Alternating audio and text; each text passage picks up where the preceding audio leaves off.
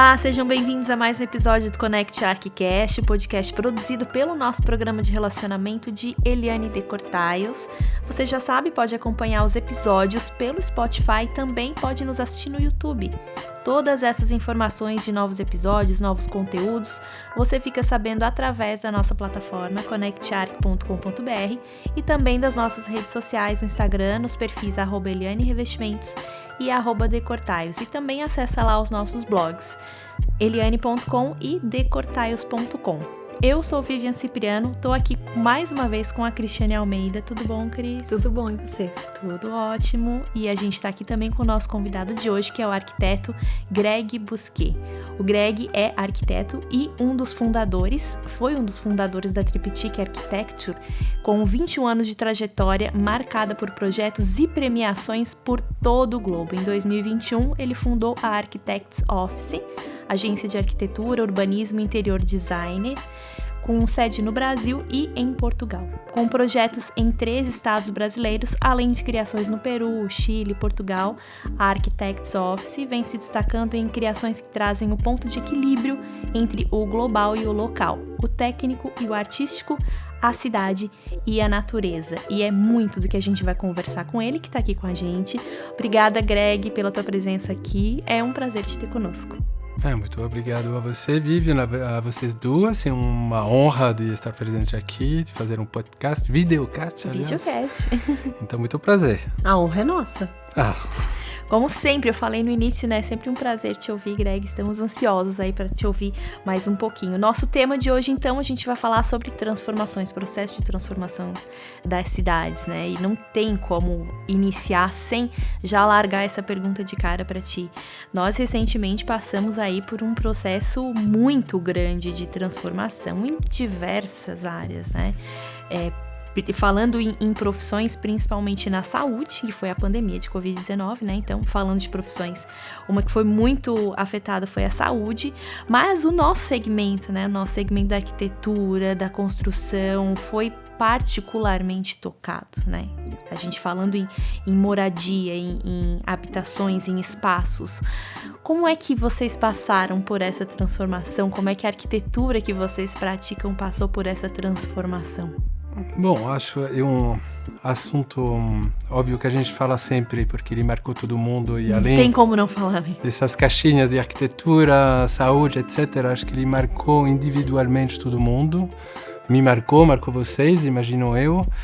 E acho que foi, em termos de arquitetura, talvez, além do trabalho futuro, pós-pandemia, acho que marcou todo mundo no sentido que foi a primeira vez que a gente se deparou com o nosso ambiente doméstico de uma forma quase coercitiva. Coexistir? Não, de forma obrigatória. Mas vamos lá. Coerciva. Coerciva. De forma coerciva. Sim, a gente foi confrontado a enxergar, a morar de uma forma coerciva, então, em nossos ambientes domésticos, que nunca aconteceu. Verdade. A gente estava sempre indo no trabalho, férias, crianças saindo, e pela primeira vez a gente se deparou com um ambiente fechado, que é o nosso, que a gente não conhecia, talvez. Confinamento. Exatamente. E acho que a arquitetura queria e apostava muito nos espaços abertos com a família, etc. Mas foi a primeira vez que a gente se deparou, talvez que a gente foi um pouquinho longe demais, que a nossa privacidade interna dentro de uma família foi em jogo e mudou essa percepção. Já estou no meu ambiente, é esse que eu quero mesmo. É isso que eu quero para a minha moradia, como que eu vou coabitar com a minha família e como vou coabitar com o externo também. Acho que essa interação com o meio ambiente, que seja uma janela, um terraço, um jardim ou a cidade, foi em questões. E acho que mudou realmente para todo mundo essa relação do externo e do interno. E isso, se a gente deparou até nos briefings ou nos moradores, entre aspas, nos seus clientes final, quando a gente projeta um prédio, é para um morador, não é para o mercado, mas sim para uma vida futura. essas demandas mudaram completamente.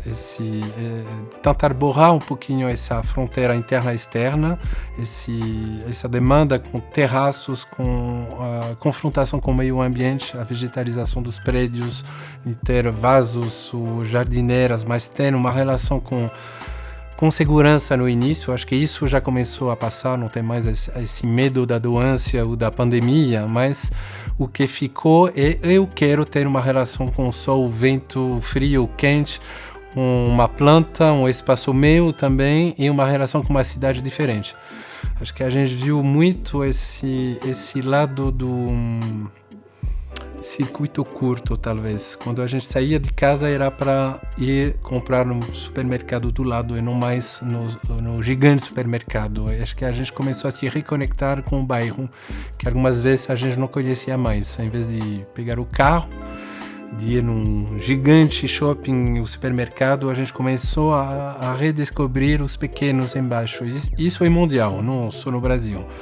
E acho que isso foi um bem, se tem um bem nessa pandemia, foi um pouquinho isso, de se deparar com o meio ambiente, desses circuitos locais, dessas pessoas, dessa convivência que a gente tinha perdido. E depois, na projetação da arquitetura e da cidade, isso tem uma influência que tenho certeza vai continuar, porque tu falas do doméstico, mas eu vou falar do trabalho.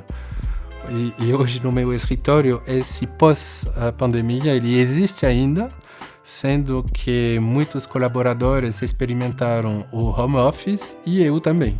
Conseguia trabalhar, e, aliás, essa abertura da AOLX, da Architects Office lá no Portugal, é fruto disso também.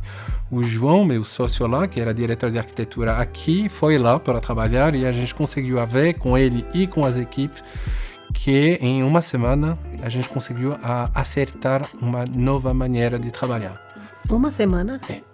A gente teve um grande medo. Legal. Como que a gente vai fazer, como que a gente faz criação à distância, como que a gente não tem mais lápis hoje numa mesa, mas funcionou. É diferente, mas funcionou.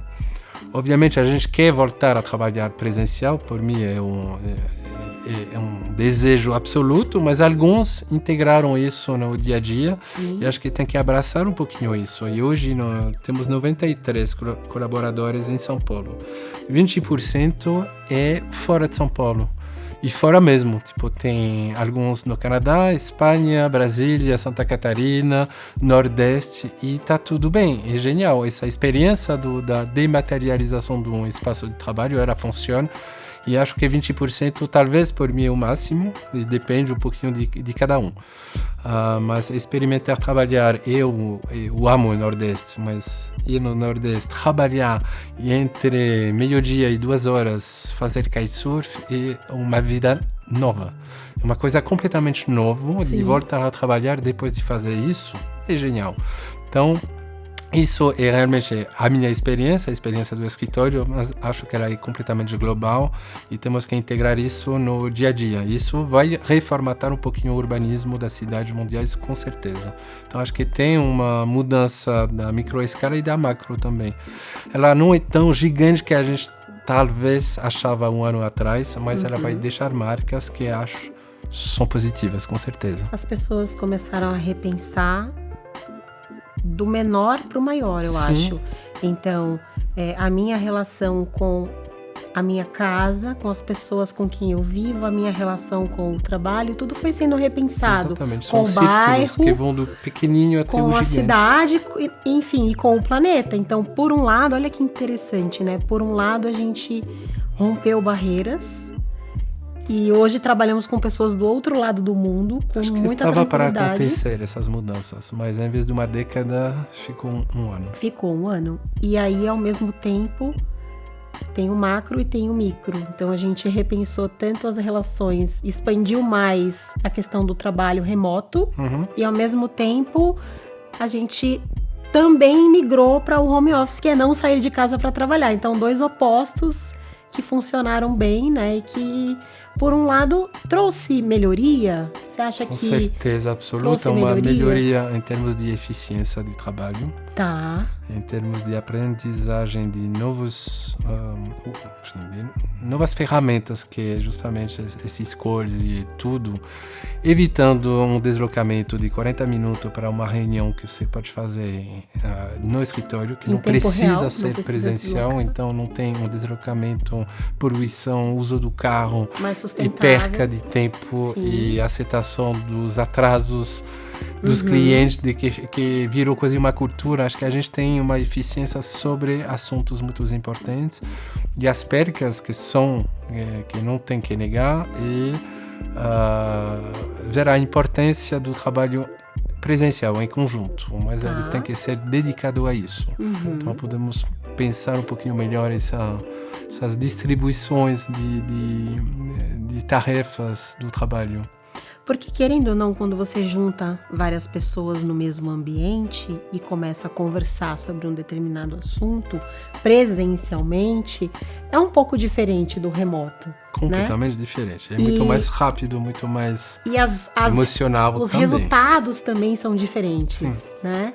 Mas, e as sensações também. Sempre falo que, apesar de ter uma barreira física quando você está em videoconferência, sim, para algumas pessoas, e a gente realmente vivencia isso durante 1 ano e meio, tira um pouquinho de timidez, por exemplo. É verdade. Tira um pouquinho desse medo que você pode ter perante um cliente, de um colaborador. Então a gente viu muitas pessoas crescer de uma forma muito rápida, com essa barreira do vídeo, se expressar mais, ter mais postura, coragem de expor as ideias. Isso foi muito interessante. Olha muito. Que interessante. Não imaginava. Sim. Eu imaginava o contrário. Eu imaginava que talvez estar ali na frente da câmera fosse mais intimidador. Não tanto, porque acho que você está no espaço doméstico, no seu quarto, no seu ambiente sua sala, confortável, e não, né? 20 pessoas que de repente te olham, assim, como todo mundo olha de maneira permanente, sei lá. Sim, mas verdade. Realmente a gente viu isso e foi muito bom isso. Agora, isso tudo é o que a gente está fazendo de leitura, né? De um momento que nós vivemos. A partir de agora, com esse novo cenário e com as lições que ficaram desse novo cenário, o que é que tem transformado na arquitetura de vocês? Por exemplo, você falou ali do circuito curto, né? Eu achei muito interessante, que é uma coisa que a gente, às vezes, até nem pensava. Vou sair da minha casa, pego um carro, pego um transporte qualquer, vou até o outro lado da cidade para consumir alguma coisa que está muito próximo de mim, né?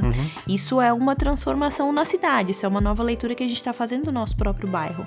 E o que isso trouxe de lições para vocês? De repente, encontrar alternativas mais próximas, mostrar, trazer, abrir os olhos, de repente, né, do cliente, avisar que ele pode ter acesso a alguma coisa mais perto dele. De que forma vocês tiraram lição disso?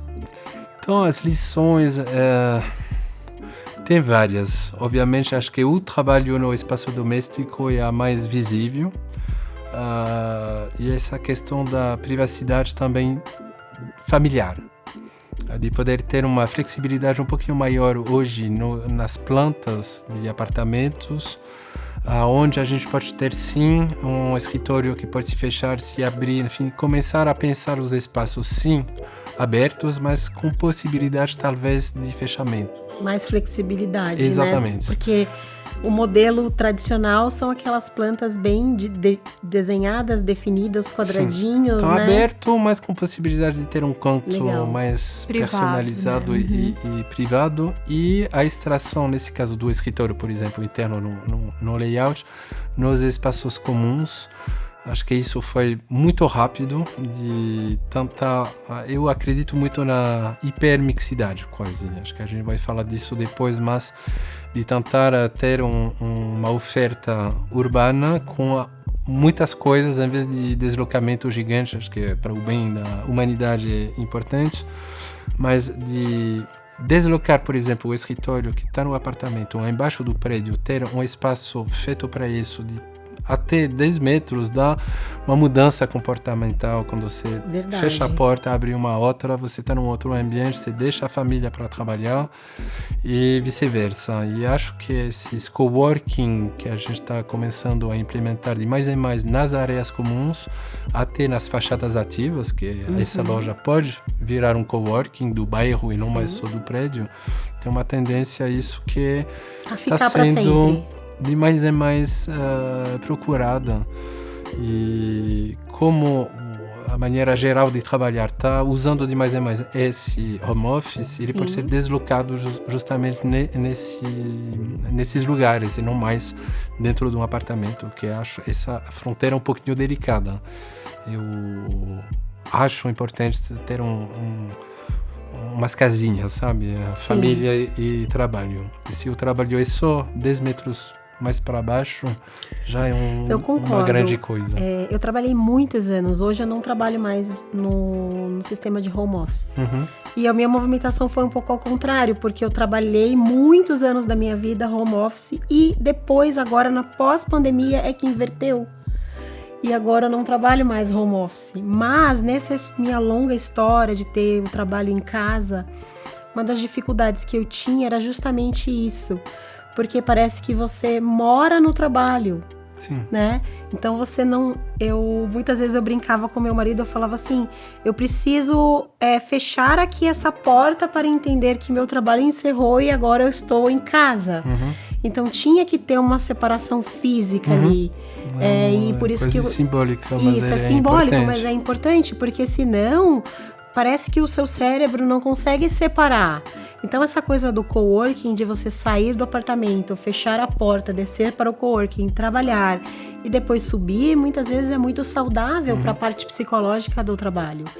E aí, eu te pergunto, as demandas de quem está encomendando os projetos, tanto os projetos unifamiliares como plurifamiliares, mudou, certo? Completamente. Acho que foi mais um benefício. É difícil de falar essas palavras positivas sobre uma pandemia que matou tanta gente, mas se os poucos benefícios que a gente viu nos futuros projetos é uma aceitação. Foi 20 anos de tentativa de trazer com o mercado imobiliário terraços, vegetalização da fachada, acesso à luz, etc., que hoje faz parte do primeiro briefing deles. Então teve uma aceleração imensa das demandas que a gente tentava colocar na mesa dos projetos e hoje faz parte do próprio briefing. Sim, quem tinha um gramado em casa vivia no luxo, né?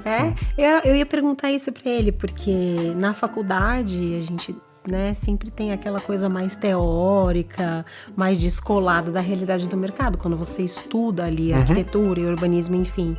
E daí você tem os seus mestres lá na faculdade falando da questão da vegetação, do espaço interno e espaço externo e a integração. Então, em teoria, existia aquele sonho, do arquiteto de sair da faculdade projetando daquela maneira e o mercado... completamente, o briefing do mercado completamente diferente. Então, isso acelerou muito. Com certeza. Estamos mais próximos do nosso sonho teórico, será? Mas acho que tem que enxergar o mercado como um reflexo também da demanda. Para não ver o vilão no meio. Com certeza. Porque realmente um reflexo de uma demanda, de uma venda. E essa venda, ao final das contas, é alguém que vai comprar uma necessidade, um apartamento uma que demanda. vai ter uma demanda, gostaria isso. E é uma questão cultural também, né? Sim. Mas a gente está vendo de mais em mais quando a gente projeta um layout, muitas vezes a gente projetava para... entendia que o terraço projetado iria ser fechado para ser integrado dentro do apartamento. E era um comportamento muito comum. Isso. E de mais em mais, esses terraços são usados como terraços. Não tem essa 100% das compras para fechar e integrar isso dentro de um apartamento fechado. Não. Ele vai ser usado como terraço porque essa pandemia passou. Porque as pessoas mudaram. E quero ter as pessoas uma começaram rede a valorizar, lá fora, quero ter um vaso. Querem luz do sol, querem, isso. É bem interessante você falar isso, porque eu tenho gatos. E a gente estava falando outro dia, a gente é bicho, né? O ser humano é bicho. E como que os animais, eles são sábios, né? Então é muito interessante, porque os gatos, eles todos os dias naquele horário, eles vão no terraço tomar sol. E daí eles deitam ali e eles tomam sol. E às vezes eu fico olhando e aí eu falo assim, eu devia também estar tomando um solzinho. A dose de vitamina D diária. Faria tão bem pra mim. Daí eu vou lá na cozinha e pego um comprimidinho de vitamina D e pá! E daí eu fico... O meu gato aqui tá certo, né? Que ele tá ali. Mesmo. Então, acho que as pessoas começaram a enxergar também esse benefício de tomar um sol, de respirar o ar puro, de escutar ali os passarinhos, de ter um contato, de poder ter uma horta, de poder plantar uma coisa ali e ver crescer, enfim, de colher um manjericão ali fresquinho para colocar no molho. Eu acho que a visão das pessoas mudou. E aí uma coisa vai puxando a outra, né? E aí vai mudando também a forma como os arquitetos enxergam também a arquitetura. Hoje também uma necessidade, enfim, uma postura global que temos que ter. Somos arquitetos, então a gente projeta a moradia e, infelizmente, a gente usa muito recursos. 70% na cidade sendo de CO2 está sendo feito pela construção civil. Então temos uma responsabilidade e acolher um pouquinho isso, tentando retribuir outras coisas. Então depois tem essa parte de sustentabilidade, de construção, etc., mas também uma forma social e do ser humano, como que a gente reconecta ele com o meio ambiente. Essa reconexão com o cheiro frio, quente, tem que ser mentida mesmo, eu acho. A gente tem uma responsabilidade social do arquiteto ali fomentar urbana, essas questões. Para não expandir a mancha urbana e construir mais e mais e mais, a gente vai ter que verticalizar, é um fato que está pro ou contra, mas é um fato. A população está crescendo e não podemos ter mais 4 horas de deslocamento. É verdade. Vira insano isso. E as pessoas não vão aceitar mais isso, né? Em termos sociais e de poluição. Então temos que trazer o campo na cidade, não a cidade no campo. Então tem que ter esses recursos um pouquinho mais naturais em termos de vegetalização, de aceitação da natureza. Como que a gente faz para casar? Você falou dessas duas palavras um pouquinho antagônicas, exatamente, que é o construído e o natural, do vegetal e do mineral, mas é um pouquinho isso a arquitetura. Hoje ela tem que aceitar esse casamento com a natureza e receber. E pode ser técnico, mas temos os meios hoje de pensar jardineiras temos eficientes. Muita tecnologia, né? Sim, e não tanto. A gente está voltando um pouquinho como a gente pensava antes. Tá. Antes do ar-condicionado. Passear no Nordeste, você tem imensos exemplos brasileiros de arquitetura inacreditável, passível. Com ventilação natural, com brisa, com tudo pensado. Com brisa, com exatamente, que a gente tirou um pouquinho quando a tecnologia chegou no ar-condicionado, que temos que repensar hoje para evitar pesar ainda mais sobre esse consumo de energia. É verdade. Você falou sobre várias questões aí já, né? Questão dos espaços mais abertos com possibilidade de fechar para ficar um ambiente mais privativo. Você falou de trazer o campo para dentro da cidade, da verticalização. Isso acabam sendo tendências, né? Que a gente vê que são fruto dessa movimentação. O que mais vocês têm visto de tendências de movimentação que estão aí nos a afetando? Tendência mundial hoje na arquitetura, acho, essa relação com essa postura que estava falando, a sustentabilidade, como que a gente consegue evitar um rejeito de CO2, como que a gente pode construir melhor, como etc, etc, etc. Acho que é a tendência mundial, aonde a gente está respondendo a uma pergunta ou um problema. Então ele tem um fator muito positivo que é isso. Temos as condições de projetar melhor para o planeta, para o ser humano, para o aquecimento global. E ele traz um viés um pouquinho complexo, que é aonde vai a arquitetura nesse caso. Se a gente preenche e responde só a essas perguntas, qual é o nosso papel como arquiteto, em vez de ser construtores e solucionar problemas, como que a gente vai redefinir a arquitetura se a gente preenche as perguntas só com essas respostas? Acho que é isso um pouquinho o cenário hoje, onde essas perguntas não existiam há 5 anos, porque tinha uma urgência de ter respostas técnicas em todos os sentidos, né, dos materiais, etc. E agora que a gente tem um caminho, peraí, a gente não resolvemos quase nada, mas tem exemplos que demonstram que o caminho certo é para cá, construção de madeira, etc.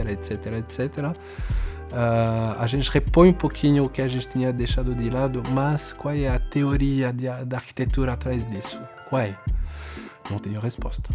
Ainda? Eu já fiquei de expectativa. Esperando a resposta. Mas tem uma ideia, compartilha aí com a gente. Às vezes saber a pergunta também é importante, né? Então já temos a pergunta, não temos ainda a resposta? Não, ou não temos ainda as perguntas? Porque a arquitetura é muito vaga. Quem dá uma definição da arquitetura vai receber um prêmio. É verdade. Não tem. E tudo essa pergunta ali sem resposta que é mágica. Então a gente está aqui para tentar cada um dar uma resposta bem pessoal, muito global algumas vezes, mas pessoal também. E acredito muito na AU, por exemplo, desse casamento que você falou da arte e da técnica e da retribuição de perguntas que um terreno vai fazer numa cidade, de uma rua, de dados bem tangíveis que um terreno vai me propor. Então, vou resolver essa equação de dados simples, não é simples, né? Tem várias coisas. E tentar pensar nos dados intangíveis. Isso que acho a magia por mim. Não, sempre falo que a gente não desenha prédios, a gente soluciona problema. Verdade. E tem arquitetos inacreditáveis que desenham, que tem um traço, que são artistas. Você pega o Frank Gehry, é um escultor, ele não é mais arquiteto, mas de vez você sabe que foi o Frank Gehry que desenhou. É incrível. E respeito 1000 vezes isso. O Zaha Hadid, se quiser, tem traços assim muito visíveis. E sempre falo que sou no design.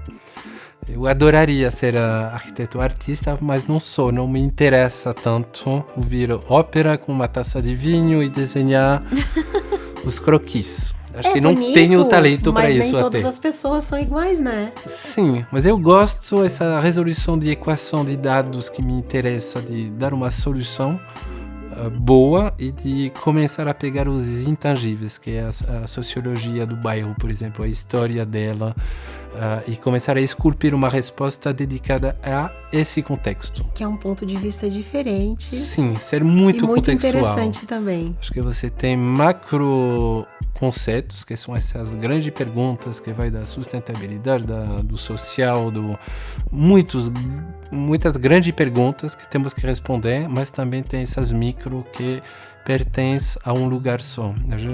A gente tem 13 estados, como você falou, a gente não responde da mesma maneira, obviamente, em Santa Catarina que em Recife. Cada lugar a resposta é diferente. Sim, cada tem história, é isso que faz ele único. Cada cultura. Onde é que tá entrando a tecnologia nisso tudo, assim? Porque hoje a gente vê essas 1000 ferramentas e possibilidades, né? As Alexas da vida, inteligência artificial. Pergunta se isso tá entrando no projeto de vocês, vocês recebem muita demanda disso, como é que vocês têm usado isso? Vocês sugerem para as pessoas? A gente está vendo isso, é muito rápido. A gente nem conseguimos ter respostas quase. É muito rápido.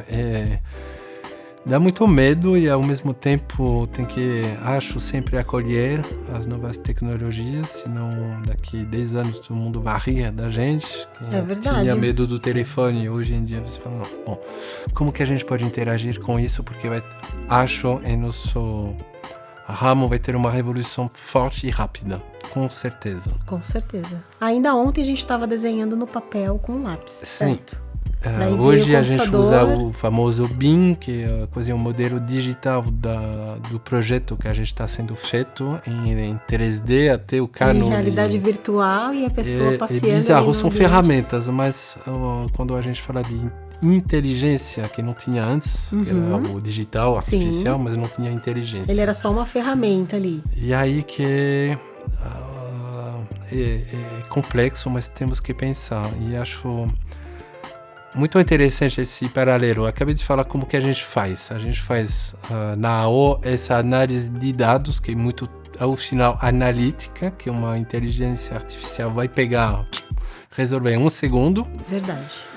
E esses dados intangíveis, que é o social, o histórico, localização e tudo. E aí a inteligência artificial vai chegar aqui, vai ter uma resposta.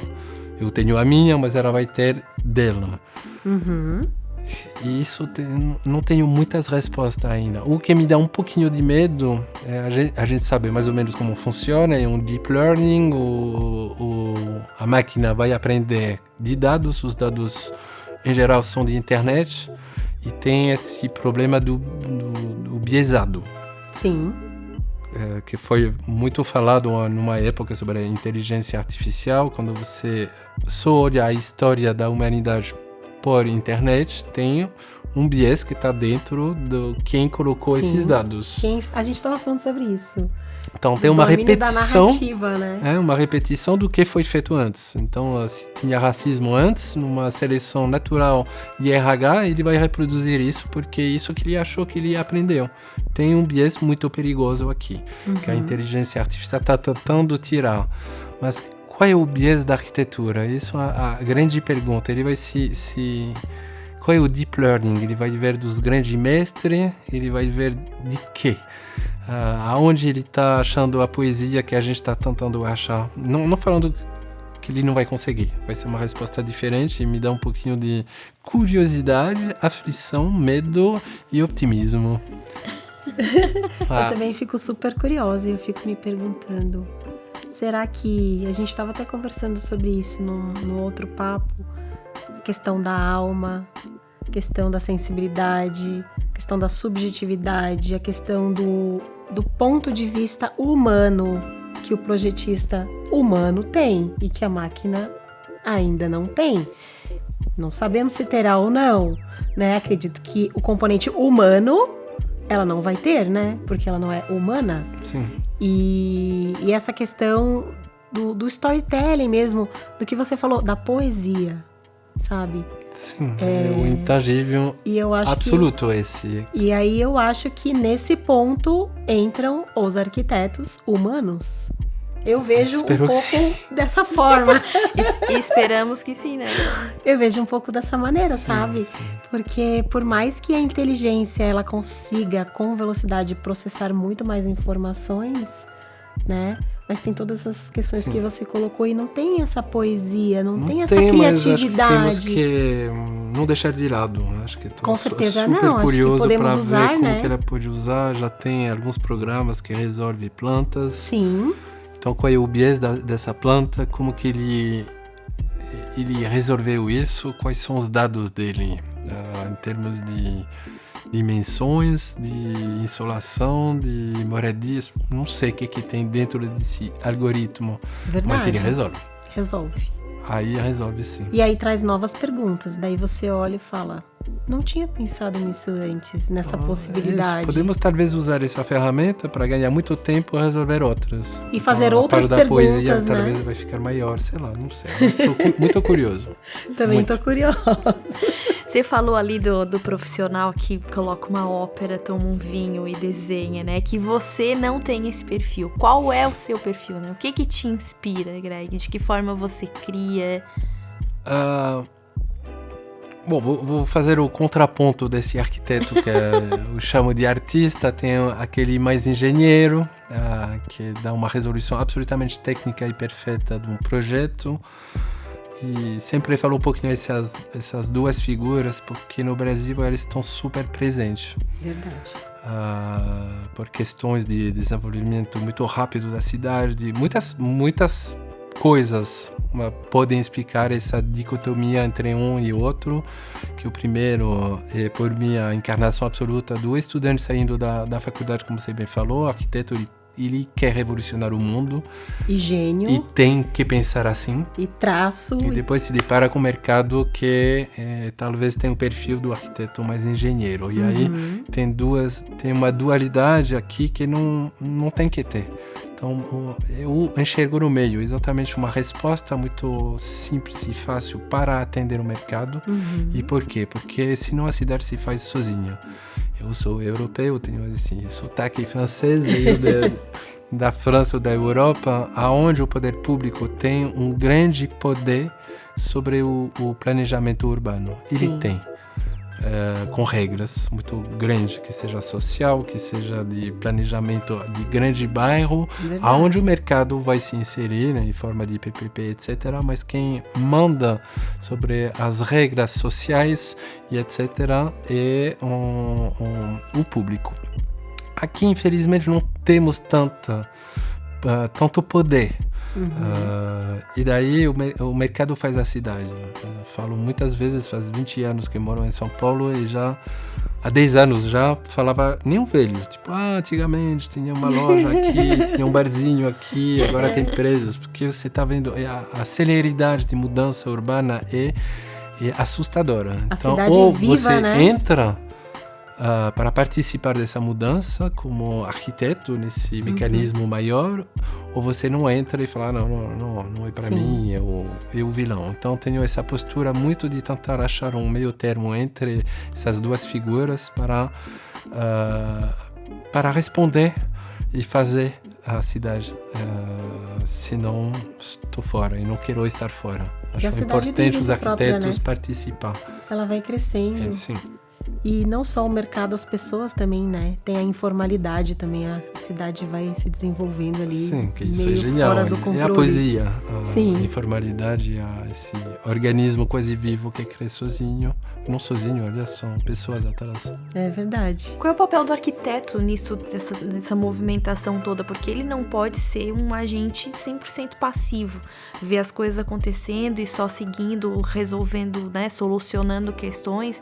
Ele precisa ser um agente ativo também, se enxergar lá na frente, trazer soluções. Com certeza absoluta. É muito desafiador, né? Então, acho que tem dois caminhos que estou vendo, aquele mais acolhedor com esse mercado.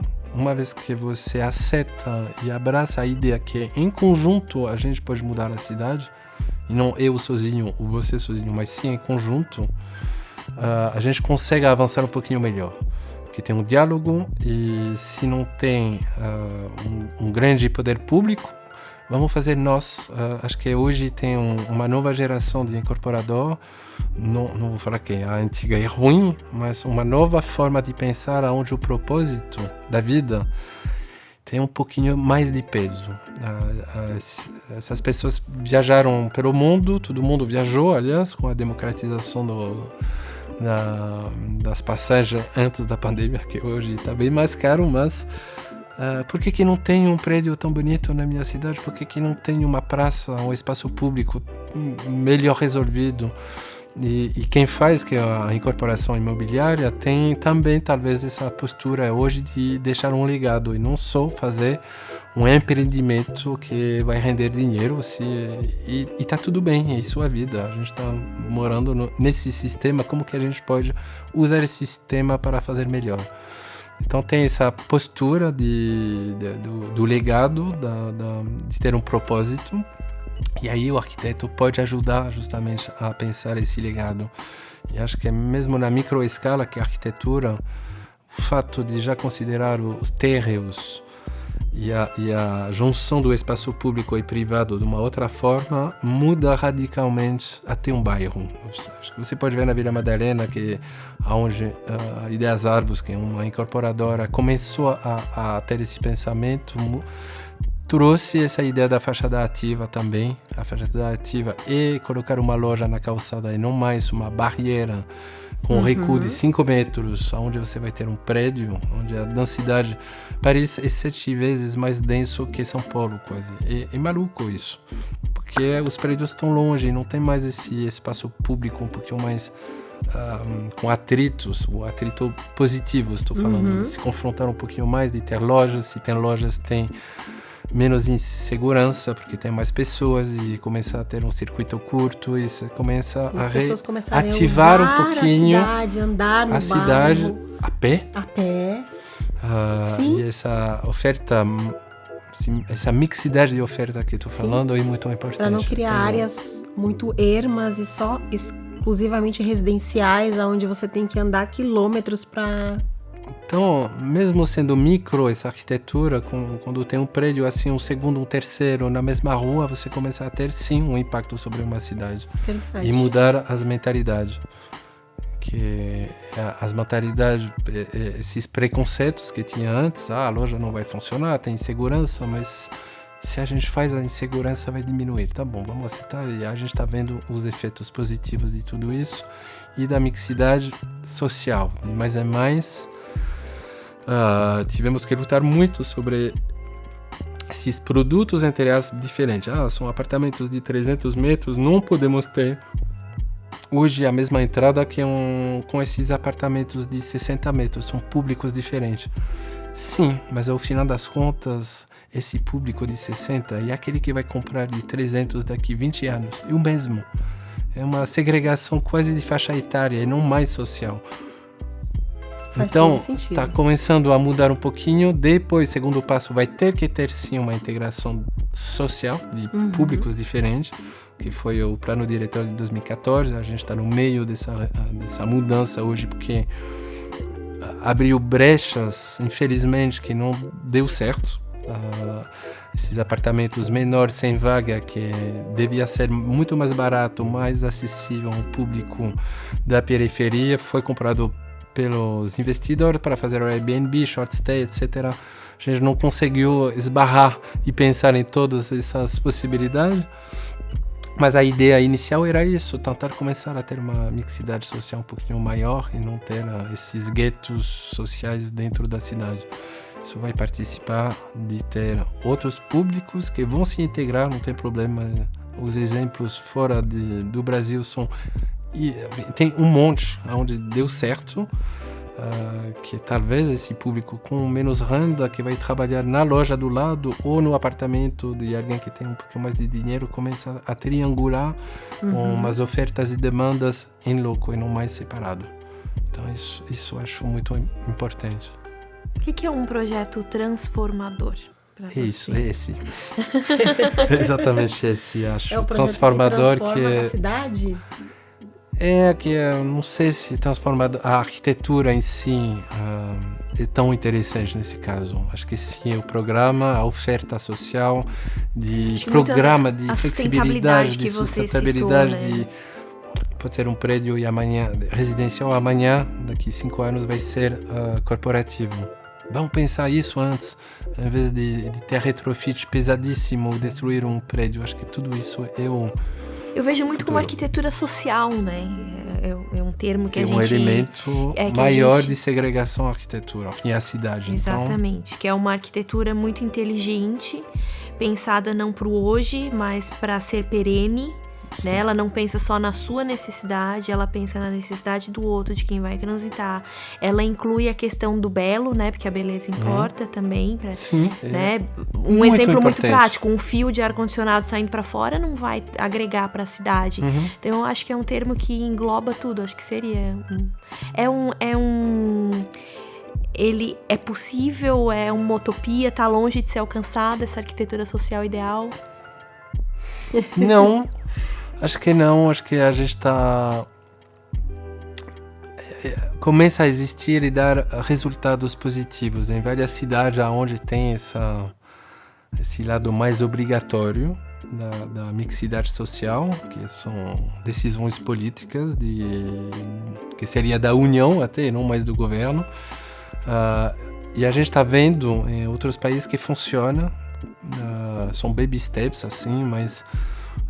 Tenho em mente um prédio em Paris, onde quando você faz prédios sociais em Paris, para moradia social, você tem sempre a obrigação de ter um misto, que vai de uma muito baixa renda, média renda, que vão alugar esses apartamentos, e uma cota de compra também para qualquer um parisiense. Então, de cara, você já tem poucas ofertas em Paris. Então, Sim. Com certeza, isso não vai ser, não vou lá. Você tá lá, vou comprar. Então, tem uma mixidade de fato aqui. E uma mixidade de oferta nos terrenos, com obrigatoriedade, quando você trata de prédios sociais, de ter uma oferta dedicada à cidade, então uma creche, porque não tem muito creche em Paris. Verdade.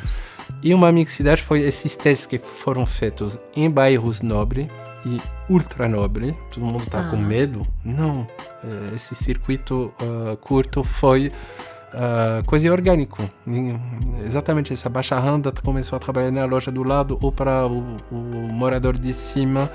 Deixa as crianças na creche, que já começa desde pequeno a se confrontar a um outro menino que talvez tenha uma outra renda, e teve essa experiência de mixidade também de faixa etária, que era os pequenos para os jovens, o monoparental, com criança, e idosos no topo do prédio. E quando todo mundo achava que os idosos vão berrar contra os jovens, porque vai ter barulho e tudo, é completamente o contrário do que aconteceu.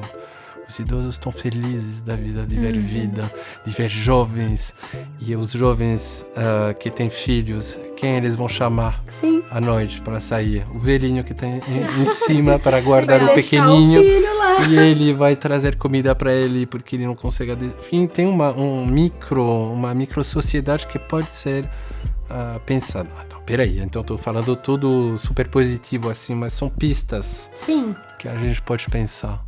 Porque a gente tem muitos preconceitos aqui, muitos, e essas quebras de preconceitos são os mais difíceis. Mas funciona, então vai chegar. Mas aí os exemplos positivos vão motivando as pessoas a reproduzirem essas soluções. Sim. E dá uma certa esperança. Não, já foi feito, já deu certo. E aí começa a multiplicar. Sim, mas então, tem um atraso sempre, 5, 7, sempre... 8, 10 anos. Mas é assim, vai chegar, acho. Vai chegar. Espero. Temos muito a aprender, né? Super obrigada. Muito bom, assim, a gente já imagina quando faz o convite que vai ser um papo super agradável, né? Mas a gente sempre tem aí uma surpresa muito positiva, né, Cris? Sempre. Muito obrigado bom. a vocês. Muito obrigado. Obrigada por aceitar o convite, compartilhar um pouquinho do teu conhecimento aí, das tuas novas ideias com a gente só tem a agradecer. Super obrigada, Greg. Obrigada, Cris. Obrigada, Vivian. Obrigada, Greg. Foi muito bom. Obrigado a vocês duas. E obrigada a você também que esteve com a gente até agora. Você já sabe, para acompanhar as nossas novidades, conectarc.com.br e também nos nossos perfis do Instagram das marcas, né? @Eliane Revestimentos, @Decortaios. Acesse os nossos blogs, eliane.com, decortaios.com. Fica por dentro aí de tudo que está acontecendo nas nossas marcas e também no programa de relacionamento. A gente se vê no próximo podcast. Até mais. Tchau, tchau.